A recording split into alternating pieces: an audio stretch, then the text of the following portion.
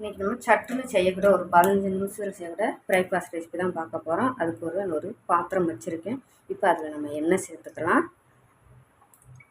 சட்டுன்னு செய்யக்கூட ஒரு breakfast recipe தாங்க, கார உப்புமா. சட்டுன்னு லைட்டாக அந்த பிரேக்ஃபாஸ்ட் செஞ்சு சாப்பிட்டுட்டு போகலாம் பிஸ்னஸ் கூட. இப்போ எண்ணெய் சூடானதும் கடுகு, உளுந்தம்பருப்பு, ஜீரகம், கடலைப்பருப்பு இதெல்லாம் சேர்த்துக்கோங்க. கடுகு எல்லாமே நமக்கு பொரிஞ்சு வச்சு போட்ட ஐட்டம்னா இப்போ இதில் வெங்காயம் சேர்த்துக்கோங்க. சேர்த்துட்டு கொஞ்சமாக பச்சை மிளகா பொடியாக நறுக்கின 1 டீஸ்பூன் அளவுக்கு இஞ்சி, கருவேப்பிலை பொடியாக கட் பண்ணது,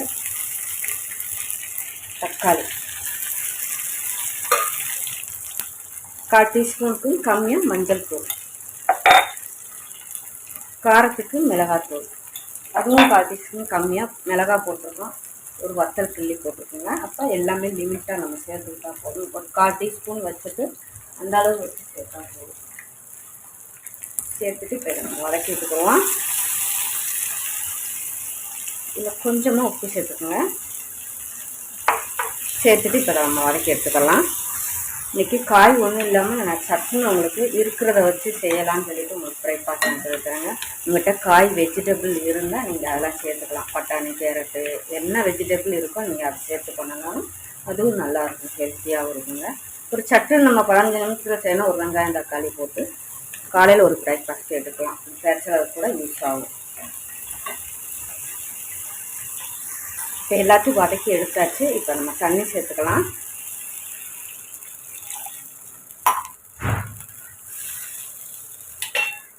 ஏற்கனவே வதக்கும்போது உப்பு போட்டுக்கோங்க. இப்போ கொஞ்சமாக சேர்த்துக்கோங்க.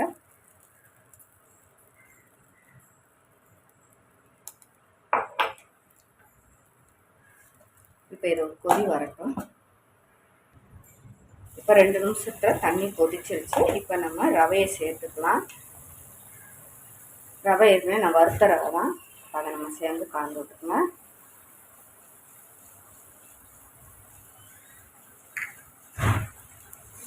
ரவையை போட்டதும் கேப் விடாமல் கிண்டி விட்டுக்கிட்டே இருக்கணுங்க ஒரு 2 நிமிஷம். அப்போ தான் நமக்கு கட்டி விடாது.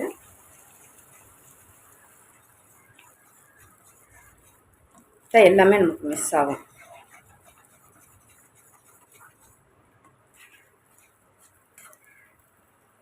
இப்போ நம்ம இதை சிம்மில் போட்டுக்கோங்க. சிம்மில் போட்டு 1 ஸ்பூன் விருப்பப்பட்டால் நெய் சேர்த்துக்கோங்க. சேர்த்துட்டு ஒரு 2 நிமிஷம் நம்ம சிம்மில் போட்டுக்கலாம், மூடி போட்டு. இப்போ 2 நிமிஷம் ஆயிடுச்சு. நம்ம தொடர்ந்து பார்த்துக்கலாம். பார்த்திங்களா, நல்லா செட் ஆயிடுச்சு. இப்போ நம்ம இதை கலந்து விட்டுக்கலாங்க அந்த நெய் ஃப்ளேவரோட. இறக்க போகும்போது இந்த மாதிரி நெய் ஊற்றிக்கோங்க. அப்போ சாப்பிட்றதுக்கு நமக்கு வாசனையாக நல்லா ஜம்முன்னு இருக்குங்க. உப்புமா எப்பயுமே நமக்கு கொஞ்சம் நெகட்டிவாக இருந்தால் தான் நல்லாயிருக்கும் சாப்பிட்றதுக்கு.